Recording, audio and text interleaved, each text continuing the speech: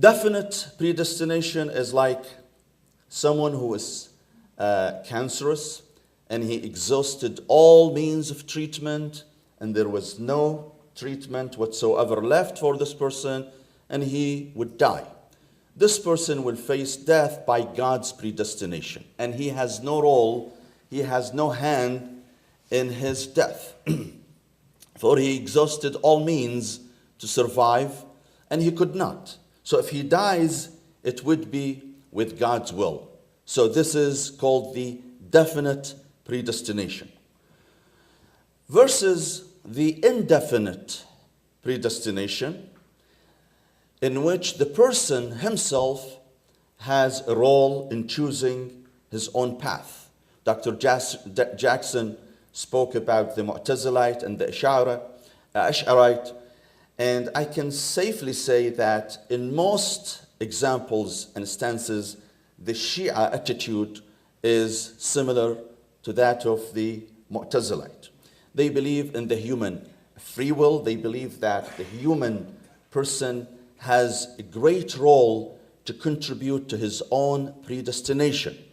So for example, someone who is about to take 10 pills of Vicodin, he mostly will die if he does so.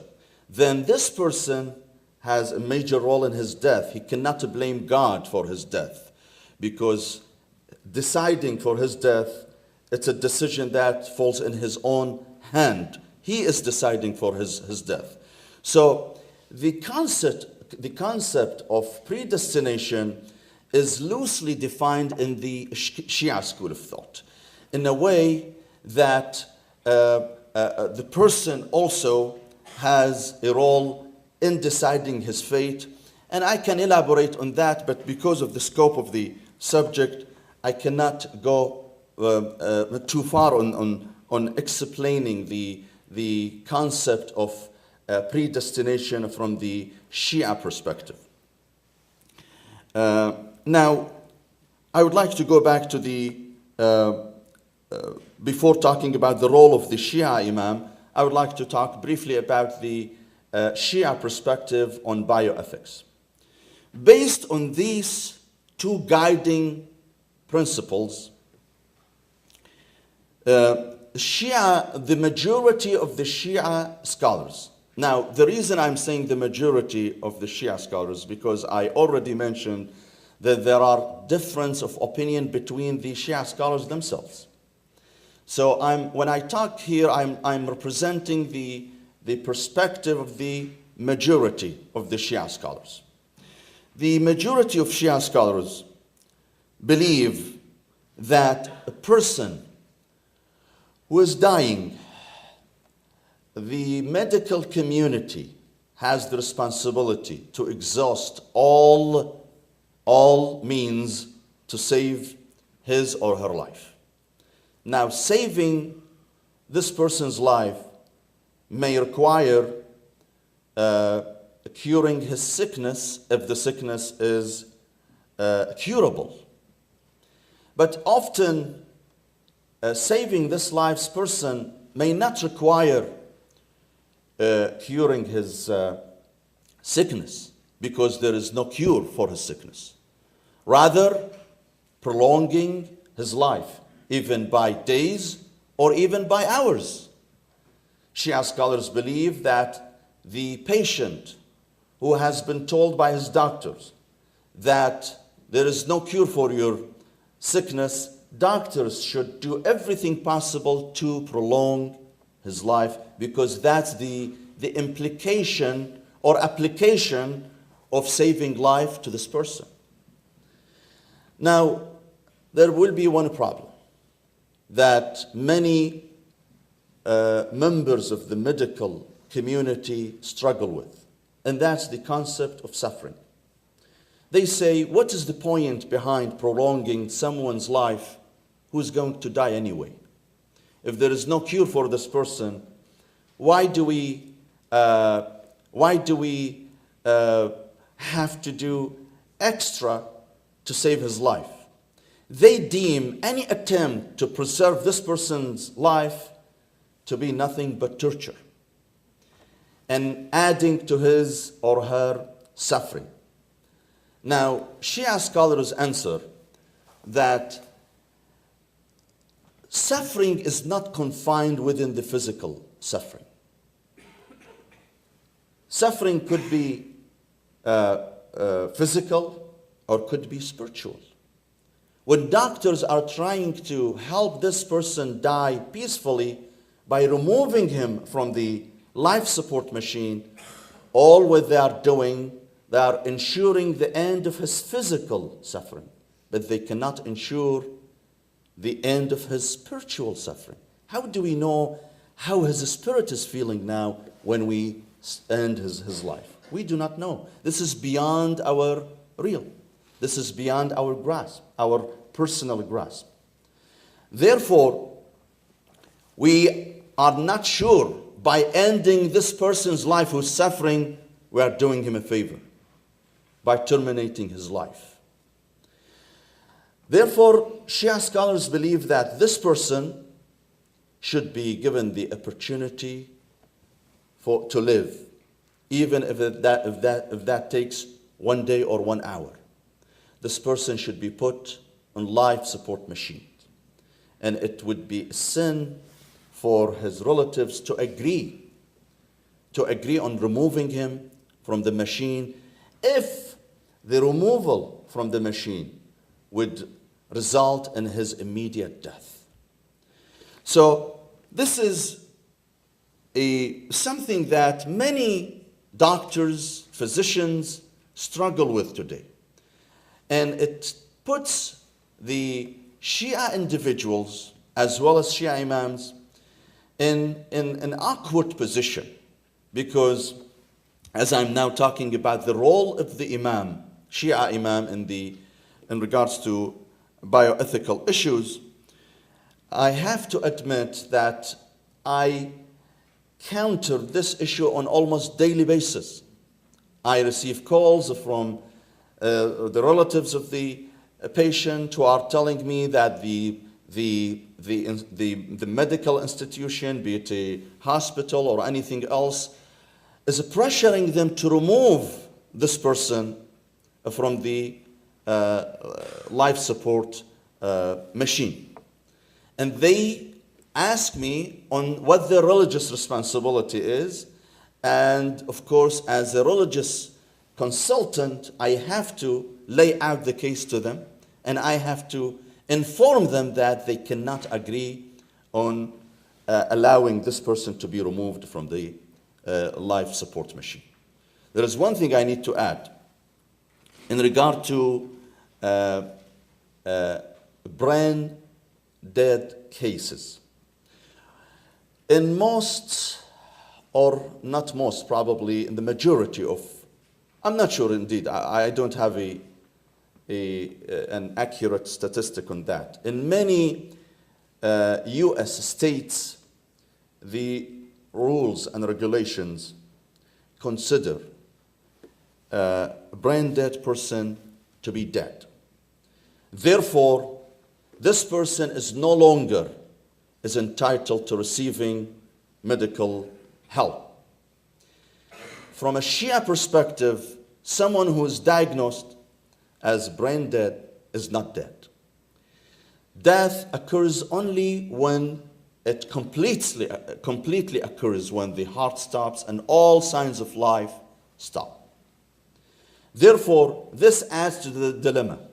When we have someone who is diagnosed as brain dead, we receive calls from the hospitals, often from the doctors themselves, or from the relatives of the patient, asking us on what do we say on this situation. I need to relay to them the fatwas of the Shia scholars. I have to tell them that from a Shia perspective, they cannot remove this person from the machine. I have to admit that there are a few Shia scholars who believe that someone who is diagnosed as brain dead is dead. And now we are dealing with the life of cells only. But the majority of Shia scholars reject that opinion. They believe this person is still alive. And therefore, the medical community has to strive to keep him on the machine. Now, this may take a few days, and if in a few cases it may take months probably, if not years. Now, when I talk to the relatives of the patient, I explain their religious choices to them.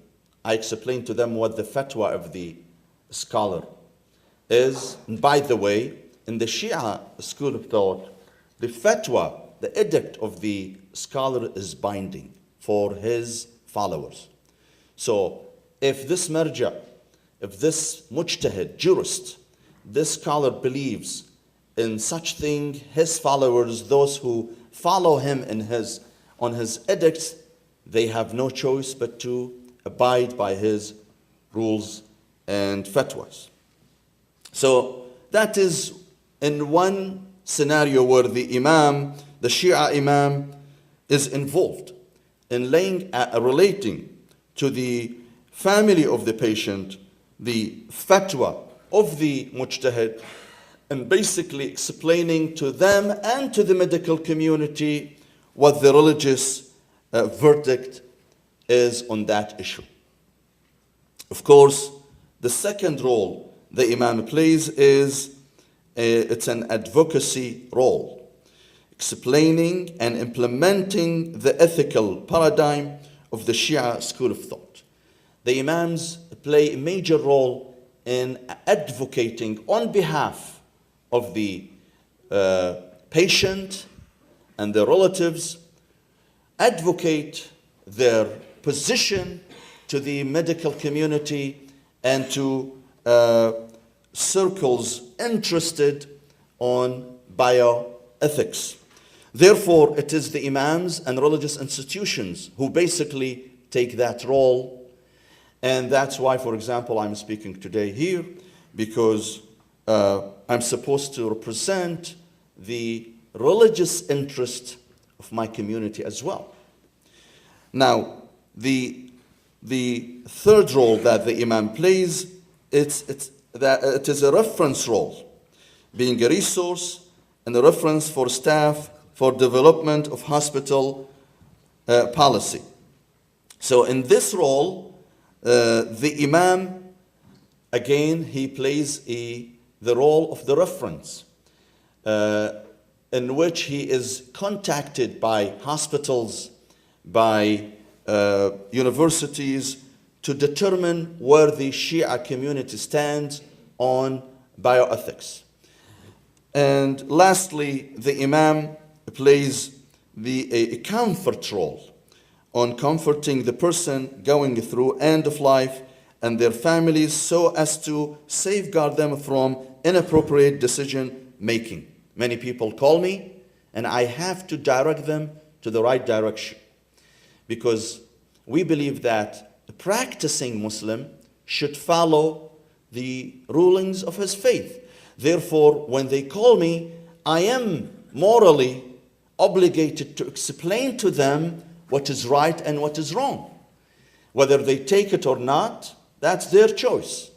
Whether the hospital gives a margin of freedom to them to exercise their faith or not, that's their problem. But my responsibility is to make sure that I explain to my congregation and to my community what is moral, what is right, and what is wrong from an Islamic Shia perspective. So basically, these are four basic steps that the imam takes as he is exercising his role in the bioethics issue and end-of-life issues. Thank you so much. God bless you. Wassalamu alaikum wa rahmatullah.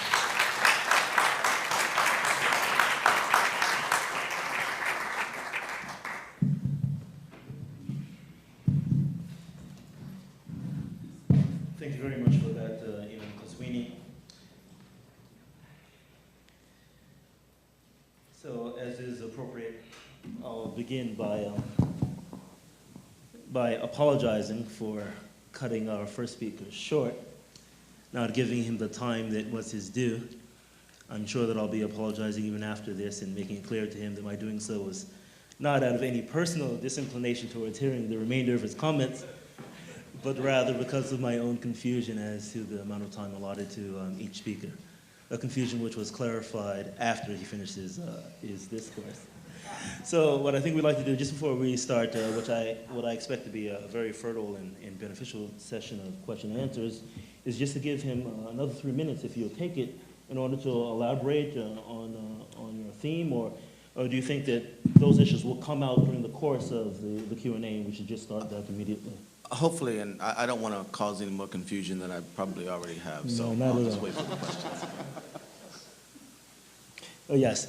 Okay, so just to remind ourselves so we can situate our questions very well. So we had a very elucidative and helpful presentation from Professor Jackson about really the meta-ethical schools and trends that existed in the Sunni ethical legal tradition, with the clear indication being that the difference in diversity to be found there has something to say about how it is that jurists acting in the contemporary space may differ, and how they differ, and what are the bases of their differences.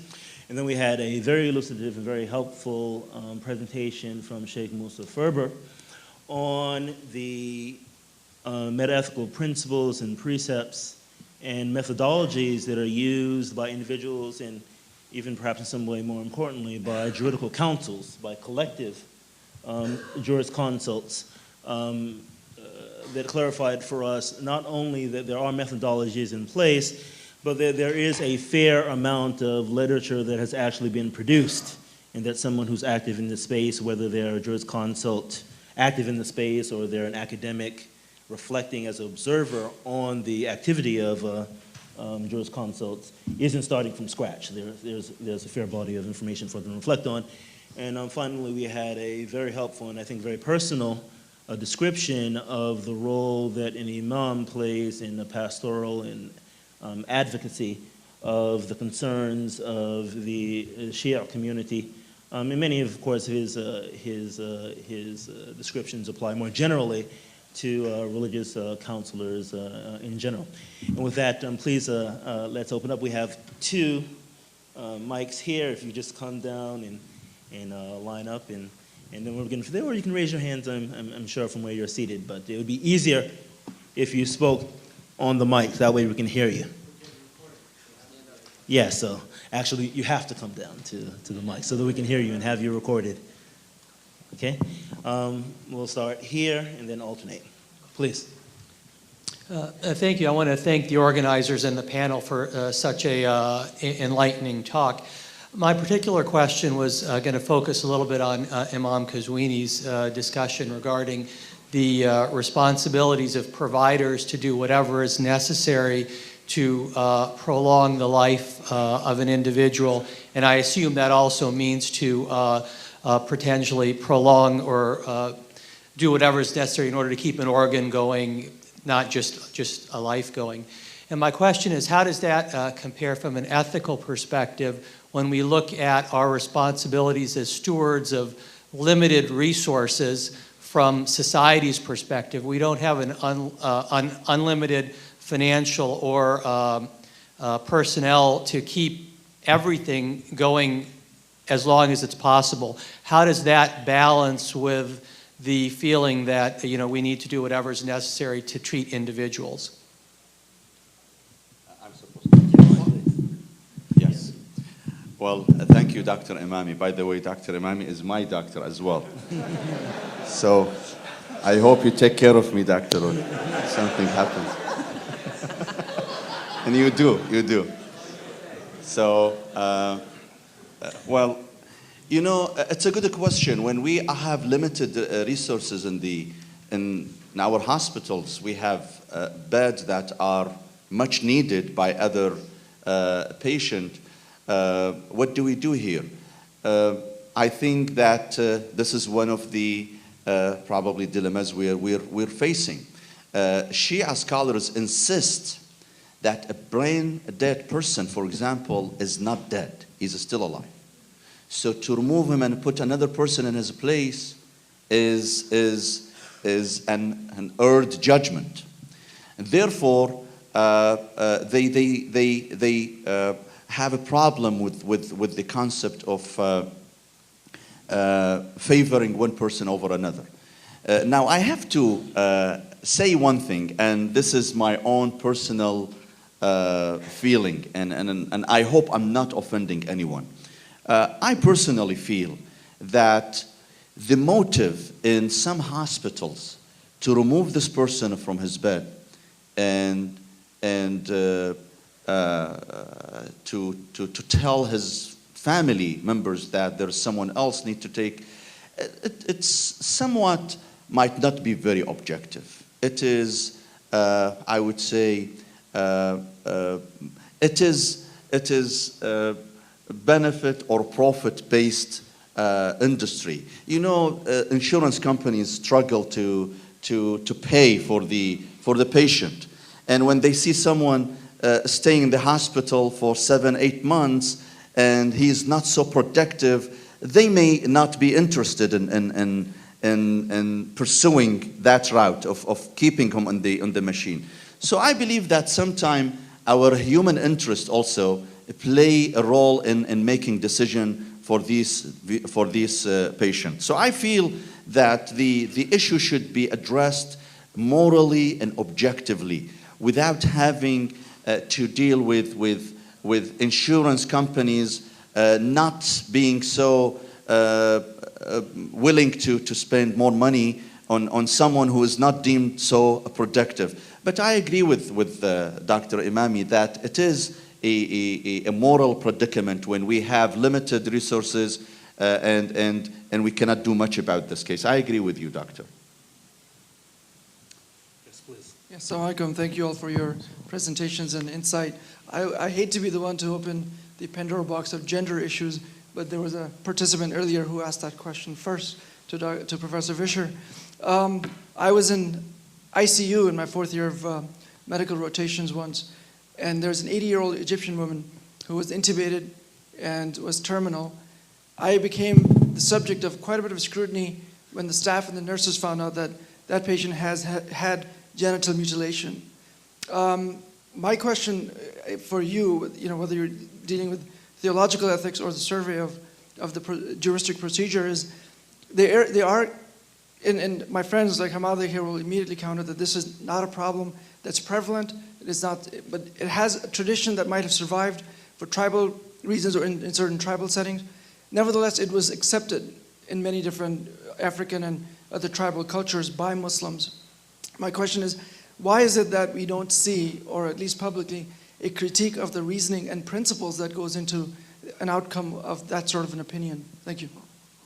Or this could be actually any of you.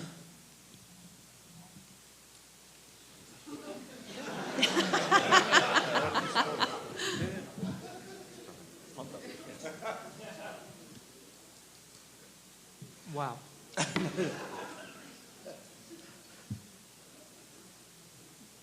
Correct me if I'm wrong in understanding this.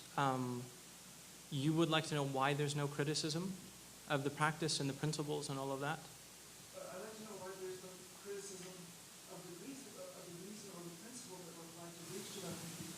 Because it seems like when you said that, if opinion Y, opinion X is not good, we'll move to opinion Y in terms of public interest.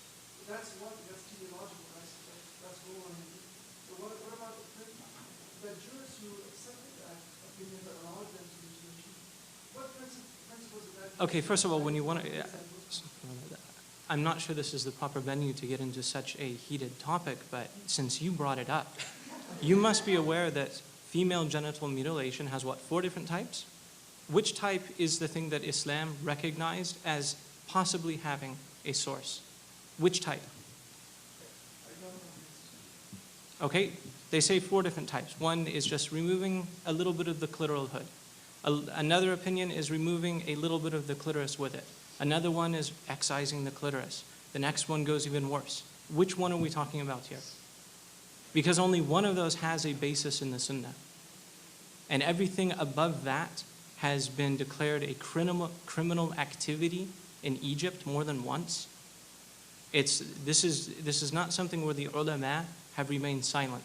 When I was working at Dar al-Iftah, I think in 2007 or 2007, there was a huge conference about this particular issue. A huge conference where they went over what is the basis for this. Is there any medical benefit from it? Is there any harm from it? They looked through it from all different angles. This was one conference. This is one conference among many and one opportunity amongst many where the ulama have talked about this. If there is a perception here that they remain silent, remember in the last comment I made that, and they've been talking about this stuff, maybe we should listen. Maybe we should be seeing what they say, because they have talked about this. And starting out with the position, they've said nothing. We hear this living over there. I hear so many times Muslims here saying the ulama are silent. The ulama are talking. They're talking many things. Sorry, I don't use English all the time. There's a huge quantity of talk that they've done about the same things that you're interested in. No one bothers to go look. In the Arab world, the ulama are speaking in Arabic and writing in Arabic. Learn Arabic and then see what they've done. But if you don't even have the ability to go look and see what they've done and know where they would have done it, you can't come up with a judgment. They're silent on this and they're not speaking. And I know that some of the books about Islamic bioethics and Muslim bioethics have talked about the criminalization of this act. And they have talked about the differences of opinion about the Islamic basis of this act. So I'm sorry, the onus is on us for not going and doing research. And I'm sorry if this sounds like a personal attack, but how many times do we see people saying the ulama didn't say anything? And it's right in front of their face, but they won't look at it. You want to know an answer? Do the research.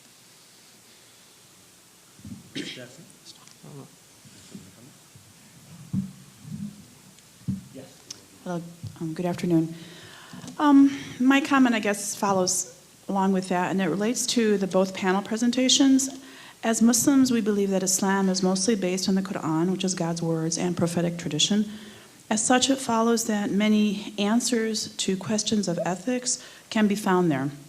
And given such a premise, it follows that obtaining sound positions about the areas of bioethics would benefit the West, and the East from these Islamic positions and viewpoints. And they would also serve to help resolve some controversies, vague, varied, circumstantial, or conditional though they may be. I guess my questions are, one, how do we go about presenting the richness of Islam for reference and guidance to answer such circumcision-type questions? And the other is, how do we go about researching, soliciting, and presenting this Islamic information in the current political anti-Sharia environment in the U.S. and in the West in general? I've read, many bioethics books, and the Islamic position to end of life, suffering, abortion is never presented. And I think that it would be not necessarily an accepted position by all, but at least an element for consideration. Thank you.